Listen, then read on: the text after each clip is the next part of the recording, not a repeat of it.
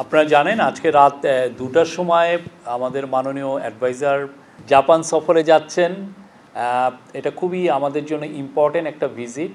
উনি সেখানে নিকেই ফোরাম আছে যেখানে এশিয়ার টপ লিডাররা আসেন, সেখানে এক ধরনের কনক্লেভ হয়, সেখানে উনি কথা বলবেন এবং জাপানি প্রাইম মিনিস্টার শিগেরু ইসাবার সাথে ওনার বায়োলেটারাল মিটিং আছে এবং সেই মিটিংটা আমরা খুবই ইম্পর্টেন্ট একটা মিটিং বাংলাদেশের কনটেক্সটে। এই মিটিংয়ের পর এছাড়াও অনেকগুলো উনি সিনিয়র জাপানিজ পলিটিশিয়ান অফিসিয়ালস তাদের সাথে কথা বলবেন।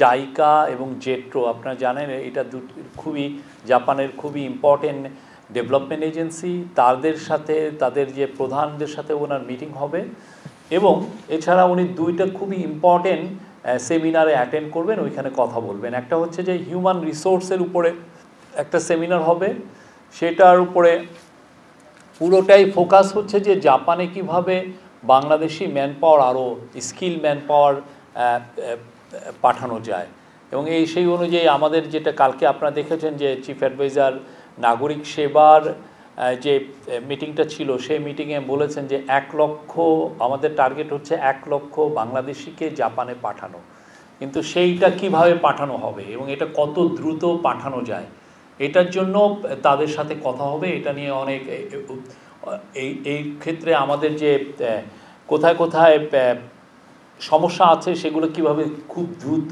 দূরীভূত করা যায় এবং আমরা কিভাবে এই জনগোষ্ঠী 1 লক্ষ লোককে আপাতত বা তারপরে আরও বেশি লোককে খুব দ্রুত পাঠানো যায়।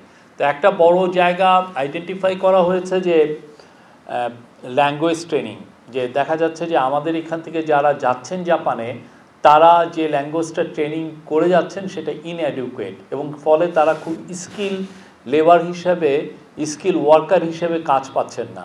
তো সেই জন্য এখানে কিভাবে ল্যাঙ্গুয়েজ ট্রেনিংটা খুব দ্রুত দেওয়া যায় এবং এটাকে জাপানে এটাকে বলে হচ্ছে N4, আমরা যেটা এখানে যারা ল্যাঙ্গুয়েজ ট্রেনিং নিচ্ছেন তারা হচ্ছে N5। আমরা যাতে N4 এই ল্যাঙ্গুয়েজ ট্রেনিংটা আমরা দিয়ে জাপানে বাংলাদেশের বিপুল জনগোষ্ঠীকে পাঠাতে পারি, সেটার উপরে চিফ অ্যাডভাইজারের পুরো এই যে হিউম্যান রিসোর্সেস সেমিনার বা এটা নিয়ে সংক্রান্ত অনেকগুলো মিটিং হবে, কথা হবে।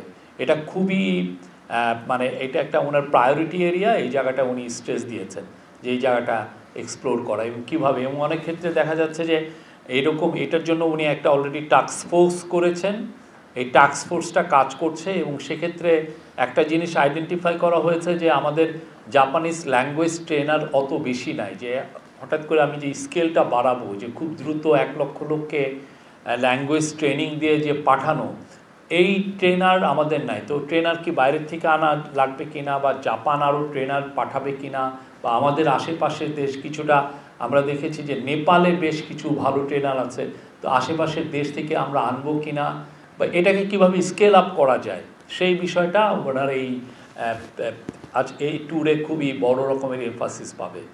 আর একটা সেকেন্ড সেমিনার হচ্ছে ইনভেস্টমেন্ট। জাপানের সাথে আপনারা জানেন জাপানিজ ইনভেস্টররা বাংলাদেশের ব্যাপারে খুবই ইন্টারেস্টেড, বাংলাদেশি ইনভেস্টমেন্টের ব্যাপারে। সেই অনুযায়ী 2500-এ একটা এক্সক্লুসিভলি জাপানের জন্য একটা ইকোনমিক জোন করা হয়েছে।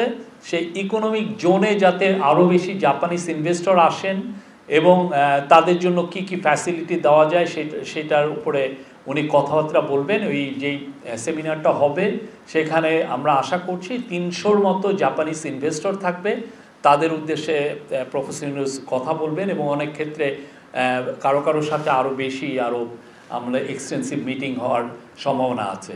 তো এই জায়গাটাও উনি এমফাসিস দিচ্ছেন। এটাকে এমফাসিস দেওয়ার একটা বড় উদ্দেশ্য হচ্ছে যে আপনারা জানেন যে আমরা একটা বড় রকমের প্ল্যান নিচ্ছি যে Maheshkhali Matarbari integrated development initiative MIDI, এটার উপরে চিফ অ্যাডভাইজার খুব জোর দিয়েছেন। এইখানে অনেকগুলো প্ল্যান, এই পুরো প্ল্যানটা যদি এক্সিকিউট করা হয় করতে হলে আমাদের যেটা কালকে এটা নিয়ে অনেক বড় মিটিং হয়েছে, সেখানে দেখা যাচ্ছে যে এখানে ইনভেস্টমেন্ট লাগবে $140 বিলিয়ন মতো। তা আপাতত এটা অনেক 2040-50 সাল পর্যন্ত। তো সেই জায়গায় যাতে কত দ্রুত ইনভেস্টমেন্ট কিভাবে আনা যায় সেটার জন্য ফোকাসটা থাকবে। তো এই জায়গায় অলরেডি যে প্ল্যান নেওয়া হচ্ছে যে হাইওয়ে হবে, খুবই মানে 6 লেন হাইওয়ে হবে, সেখানে অনেকগুলো পাওয়ার প্ল্যান্ট হচ্ছে, এবং অলরেডি প্ল্যান হচ্ছে যে ওইখানে 6টা পোর্ট টার্মিনাল হবে, এবং এই 6টা পোর্ট টার্মিনালকে মাতারবাড়ি পোর্ট টার্মিনাল, এটা হলো ডিপ সি পোর্ট, যেখানে ওয়ার্ল্ডের বড় বড় শিপিং কোম্পানিগুলো বড় বড় কন্টেনার জাহাজ এখানে ভিড়বে। আমাদের চিটাং পোর্টের একটা সমস্যা হচ্ছে যে ড্রাফটের সমস্যা।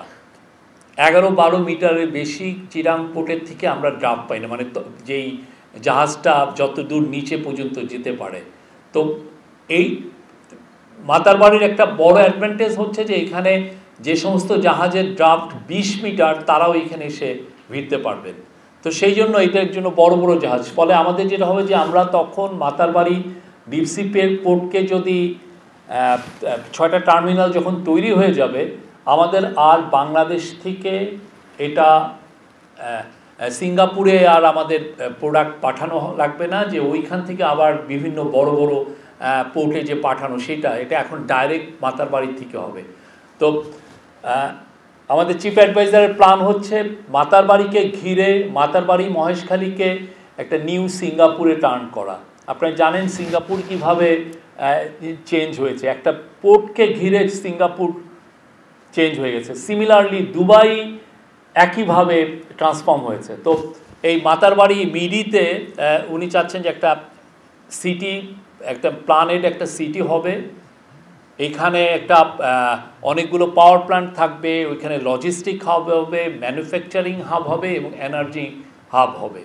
এইগুলো প্রত্যেকটার জন্য উনি এই জাপান সফরে উনি ইনভেস্টমেন্ট সিক করবেন, বিভিন্ন যাদের সাথে কথা হবে যে এটার বিষয়ে, কেননা এটা অনেক আগে জাপানেরও এটার বিষয়ে যথেষ্ট ইন্টারেস্ট ছিল। তারা বিগ বি একটা ইনিশিয়েটিভ আছে, সেই অনুযায়ী তারা এই জায়গাটা এই বাড়ির ব্যাপারে বা এখানে ইনভেস্টমেন্টের ব্যাপারে তাদের ইন্টারেস্টটা সবসময় ছিল, এবং এটাকে আরও যাতে ডিপেন্ড হয়, আরও যাতে তাদের সমস্ত বড় বড় কোম্পানিকে যাতে বাংলাদেশে এনে তাদের ইনভেস্টমেন্ট করা যায়, সেই জন্য এই পুরো ট্যুরে এই ফোকাসটা থাকবে।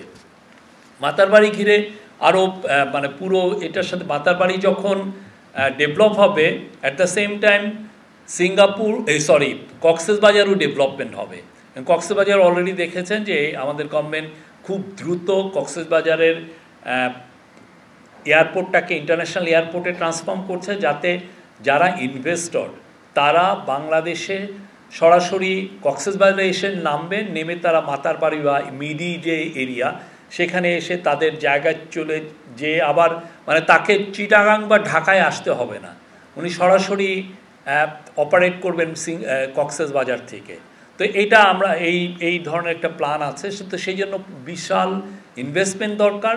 সেই ইনভেস্টমেন্টের জন্য উনি জাপানিজ কর্তৃপক্ষের সাথে, জাপানিজ বড় বড় লেন্ডিং এজেন্সির সাথে এবং জাপানিজ বড় ইনভেস্টরদের সাথে উনি কথা বলবেন। এটা একটা বড় এই ট্যুরের ইয়ে।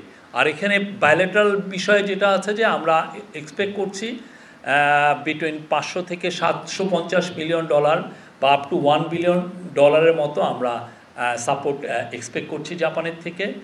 তার মধ্যে প্রায় $500 মিলিয়ন মতো হবে বাজেট সাপোর্ট, $500 মিলিয়ন মতো হবে বাজেট সাপোর্ট। তো এইটা এই পুরো, এছাড়া উনি একটা ইউনিভার্সিটি থেকে অ্যাওয়ার্ড পাবেন, আরও কিছু কিছু ইম্পর্টেন্ট মিটিং আছে জাপানের। এটাই ছিল। আর আমাদের জুলাই যে শহীদদের বিষয়ে একটা আপডেট আছে, সেটা আমাদের deputy press secretary Azad Majumdar বলছেন। আপনারা জানেন যে জুলাই শহীদদের জন্য বা জুলাই শহীদদের পরিবার এবং আহত বা নিহতদের পরিবারের জন্য সরকার কী করছে এটা নিয়ে অনেকেরই কৌতূহল আছে। তো আমাদেরকে একটা সরকারের পক্ষ থেকে একটা আপডেট জানানো হয়েছে। স্বাস্থ্য অধিদপ্তর এবং MES-এর মাধ্যমে প্রাপ্ত তথ্য অনুযায়ী সরকারি বেসরকারি বিভিন্ন হাসপাতালে এই পর্যন্ত 15,393 জন চিকিৎসা সেবা গ্রহণ করেছেন, যাদের মধ্যে 338 জন এখনও হাসপাতালে চিকিৎসাধীন আছেন। স্বাস্থ্যসেবা বিভাগের মাধ্যমে 40 জন এবং মুক্তিযোদ্ধা বিষয়ক মন্ত্রণালয়ের মাধ্যমে 11 জন জুলাই যোদ্ধা উন্নত চিকিৎসার জন্য সিঙ্গাপুর, থাইল্যান্ড এবং রাশিয়া গিয়েছেন এবং তাদের চিকিৎসা ব্যয় বাবদ সরকারের 61 কোটি 2 লক্ষ টাকা খরচ হয়েছে। আরও 28 জন জুলাই যোদ্ধাকে উন্নত চিকিৎসার জন্য সিঙ্গাপুর, থাইল্যান্ড এবং তুরস্কে প্রেরণের কার্যক্রম এখন চলমান আছে। জাতীয় অর্থোপেডিক হাসপাতাল ও পুনর্বাসন প্রতিষ্ঠান, জাতীয় চক্ষু বিজ্ঞান ইনস্টিটিউট ইত্যাদি হাসপাতালে যারা চিকিৎসারত আছেন তাদেরকে যুক্তরাজ্য, যুক্তরাষ্ট্র, ফ্রান্স, সিঙ্গাপুর, থাইল্যান্ড, চীন, মালয়েশিয়া, নেপাল থেকে 26 জন বিশেষজ্ঞ চিকিৎসক এসে ইতিমধ্যে বিনামূল্যে চিকিৎসা দিয়েছেন। শুধুমাত্র এই চিকিৎসকদেরকে যাতায়াত খরচটা দেওয়া হয়েছে এবং এ বাবদ সরকারের 35,80,000 টাকা ব্যয় হয়েছে। এর বাইরে আপনারা জানেন যে জুলাই অভ্যুত্থানে যারা নিহত হয়েছিল তাদের পরিবারকে সরকারের পক্ষ থেকে একটা আর্থিক সহায়তার অঙ্গীকার করা হয়েছিল। এই পর্যন্ত 834 জন শহীদ পরিবারের মধ্যে 630 জন পরিবারকে 10 লক্ষ টাকা করে মোট 63 কোটি টাকার সঞ্চয়পত্র প্রদান করা হয়েছে। সঞ্চয়পত্রের জন্য ব্যাংক চেক প্রদান করা হয়েছে। অবশিষ্ট যারা আছে ওয়ারিশ নির্ধারণ সংক্রান্ত বিষয়টি নিষ্পত্তি সাপেক্ষে তাদেরকে সঞ্চয়পত্র প্রদান করা হবে। এছাড়া আপনার এই ক্যাটাগরির যারা আহত আছেন এরকম 493 জনকে 2 লক্ষ টাকা করে 9,86,00,000 টাকা চেক প্রদান করা হয়েছে। বি ক্যাটাগরির যারা আহত আছেন তাদের মধ্যে 908 জনকে 1 লক্ষ টাকা করে মোট 9,08,00,000 টাকা চেক প্রদান করা হয়েছে। এবং সি ক্যাটাগরির আহত 10,642 জন প্রত্যেককে 1 লক্ষ টাকা করে মোট এককালীন 106,42,00,000 টাকার চেক প্রদান করা হয়েছে। আহতদের চিকিৎসা, শহীদ পরিবারের সঞ্চয়পত্র প্রদান, আহতদের চেক প্রদান বাবদ সর্বমোট খরচ হয়েছে এ পর্যন্ত 285,18,00,000 টাকা। এটাই হচ্ছে জুলাইয়ের আপডেট। আমরা এটা পরবর্তীতে আপনাদের কাছে শেয়ার করে দেব। আরেকটা বিষয় আমার আপনাদের সাথে শেয়ার করা আছে, আমি 1 মিনিট আমাকে সময় দেন, আমি একটা বিষয় শেয়ার করছি। সেটা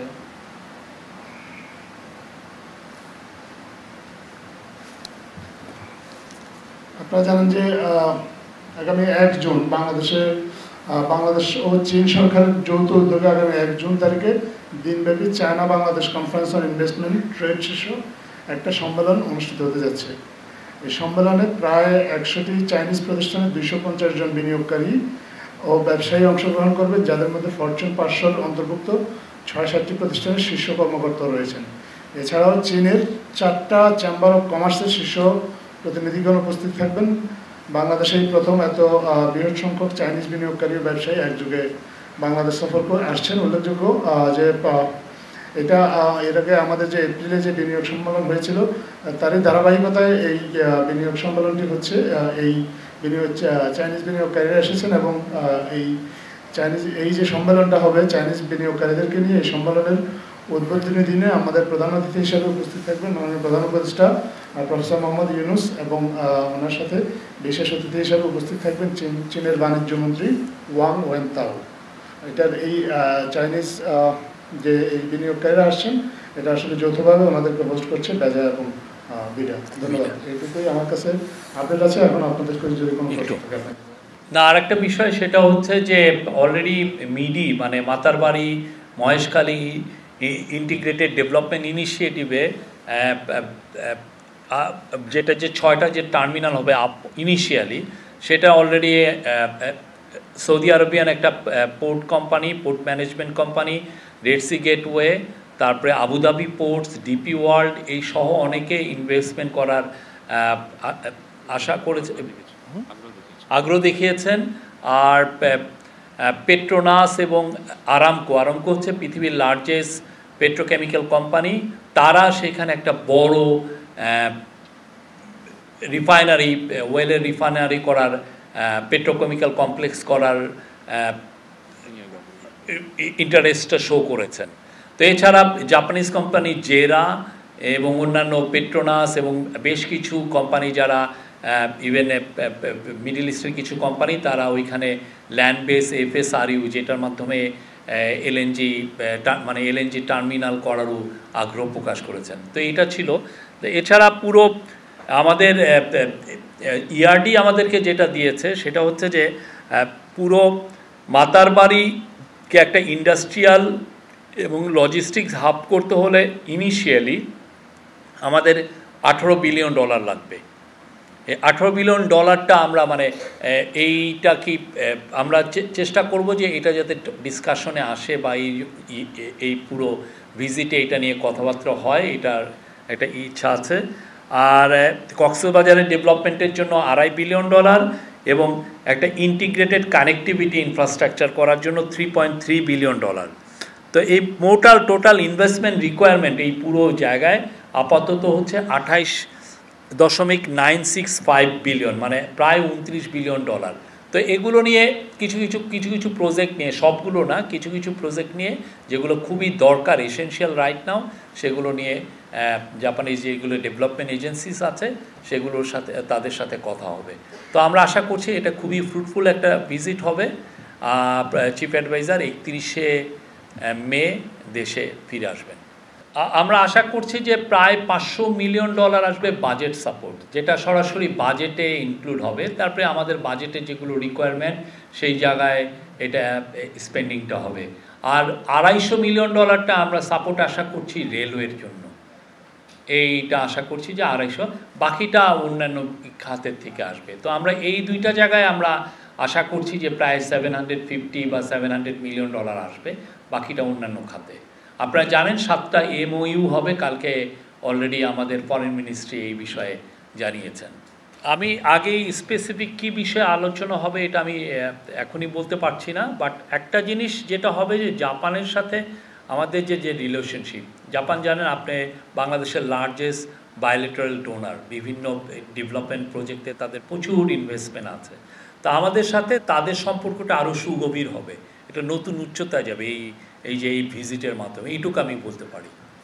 আমি আগে এটার উত্তর দিয়ে আমরা আশা করব সবাই আইনের প্রতি শ্রদ্ধাশীল হবেন, আইনকে নিজের হাতে তুলে নেবেন না, এবং আমরা মনে করি যে সব কিছু যেগুলো বিষয়ই সেটা আসলে আপনার যদি গ্রাইভেন্স থাকে আপনারা সুনির্দিষ্ট অফিসিয়াল বা এজেন্সির কাছে আপনারা জানাতে পারেন, গভর্নমেন্ট ডিপার্টমেন্টের কাছে। আদালতের বিষয়টা আমি আসলে এখানে আমি কোনো মন্তব্য করব না, এটা আপনার আদালতের ইখতিয়ার। আর চিফ জাস্টিস, হ্যাঁ, উনি 2 দিন বা 3 দিন আগে উনি এসেছিলেন, কিন্তু এটা ছিল হলো উনি কিছুদিন আগে সাউথ আফ্রিকা ভিজিট করেছেন। সাউথ আফ্রিকাতে জানেন যে অনেক ওদের ট্রুথ অ্যান্ড রিকনসিলিয়েশন কমিশন আছে, ওদের অনেক ট্রানজিশনাল জাস্টিসের অনেক ইস্যুগুলো আছে। তো সেগুলো উনি আসলে সাউথ আফ্রিকা উনি ভিজিট করেছেন। এই সাউথ আফ্রিকা ভিজিটের উপরে উনি এসেছিলেন আমাদের চিফ অ্যাডভাইজারের সাথে এই কথা বলতে, এটার উপরে উনি অ্যাপ্রাইজ করতে এসেছিলেন, এর বাইরে কিছু না। আমাদের অবস্থান স্পষ্ট, যদি আপনার গ্রাইভেন্স থাকে সেটার জন্য আমাদের সচিবরা আছেন, সচিবদের একটা ছোট কমিটিও আছে, তাদেরকে বলতে পারেন এটা। তা আমরা মনে করি যে প্রজাতন্ত্রের যারা কর্মচারী তারা প্রজাতন্ত্রের নিয়মকানুন মেনে চলবেন। আমরা মনে করি মিডি প্রজেক্ট যখন পুরোপুরি কমপ্লিট হবে, এই পুরো রিজিয়নটা ট্রান্সফর্ম হবে, আমরা মনে করছি যে সেখানে বিশেষ করে মাতার বাড়ি এবং মহেশখালীকে ঘিরে নতুন একটা সিঙ্গাপুর হবে, নতুন একটা সিটি হবে, সেটা আশা করছি। এবং এটা হবে এই পুরো রিজিয়নের জন্য বিগেস্ট পোর্ট, লজিস্টিক এবং এনার্জি হাব। তো এটার বেনিফিটটা শুধু বাংলাদেশের বর্ডারে না, বাংলাদেশের বর্ডারের বাইরে যেও এই বেনিফিটটা আশেপাশে সবাই পাবেন। এবং আমরা মনে করছি যে এটা নেপাল, ভুটান এবং আমাদের আশেপাশে যারা আছেন সবাই এটার দ্বারা বেনিফিটেড হবেন। ধন্যবাদ। ওনারা আদৌ বিষ পান করেছেন কিনা এটা খোঁজখবর নেওয়া হচ্ছে, ওনারা এটা নিয়ে আমাদের সরকারি পর্যায়ে তদন্ত করে দেখা হচ্ছে যে ওনারা যেটা পান করেছেন এটা আসলেই কি বিষ পান কিনা। আর একটা জিনিস তো আমরা সবাই এটা জানি যে দীর্ঘদিন ধরে কেউ যদি চিকিৎসাধীন থাকে তার মধ্যে একটা ফ্রাস্ট্রেশন গ্রো করে। আমরা আমাদের সরকারের পক্ষ থেকে চেষ্টা করা হচ্ছে তাদেরকে মানসিকভাবে যতটা সম্ভব সাপোর্ট দেওয়া।